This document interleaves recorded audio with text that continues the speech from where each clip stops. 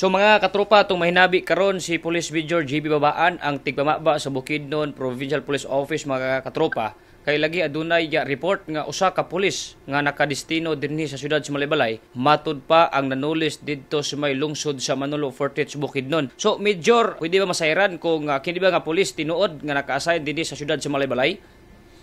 Ayos no, kanin siya nga bata sir, isa augmented no sa Malaybalay, di siya organic ng Malaybalay no.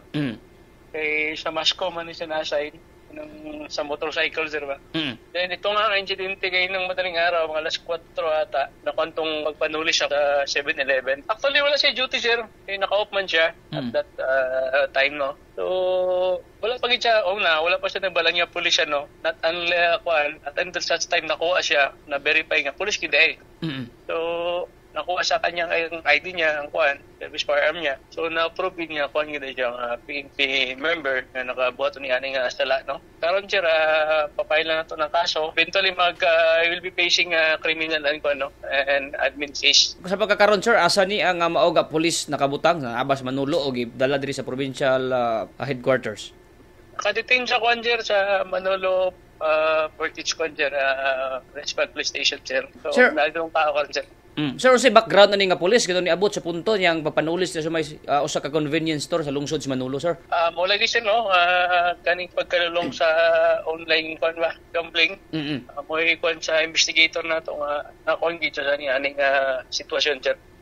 Pila giban abana, sir, o nga nakuha sa mao nga pulis dito sa usa ka convenience store sa lungsod sa Manolo, sir? Mga konser, more or less, mga 12,000 na sila according sa kahira sa maong tindahan. Kung ito sila na-record, we're just waiting sa complainant no, para mapile ang kaso. So mga usa orasa, sir, o particular asa ni nahimutang ang convenience store, usa ni orasa nahitabo? Alas 4 kapinsin no, sa Damilag, sir, na 7-Eleven. Damilag, Manolo Portage. Pas-pas ang responde sa itong kapulisan, sir, na nag-lead sa pagka-arrestan ng suspitsado, sir. No? Ang marching order sa mga provincial director, si Police Colonel Jobet Alcolaway, na we do not tolerate such act na dili maayo para sa mga naka-uniforme. So, pailayin nga sa kaso, sir, eventually madismiss kini nga bata, sir. So, sir, daghan kayong salamat, Major. Kabalo ko, busy ka. Imo na lang party statement, sir, o pahabilin ngadto sa itong mga kaigsuunang kauban sa kapulisan, sir. Sir, no, as always, we keep on reminding our personnel, sir, uniform in rank na do not engage in any illegal activities, no?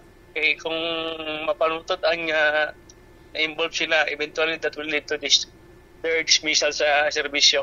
So, sa itong katawan, wala ang ikabalakan nung ay ibig nga itong kauban nga makasala sa komunidad atog yung pailag kaso ang dakpon para matag ang hostisya sa mga biktima.